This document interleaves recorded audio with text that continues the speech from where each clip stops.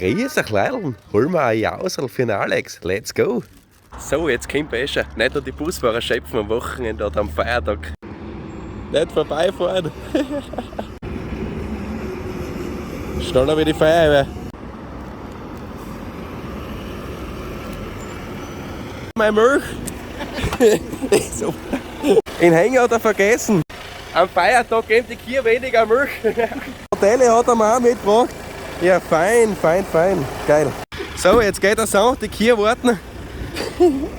Grüß dich, Baba.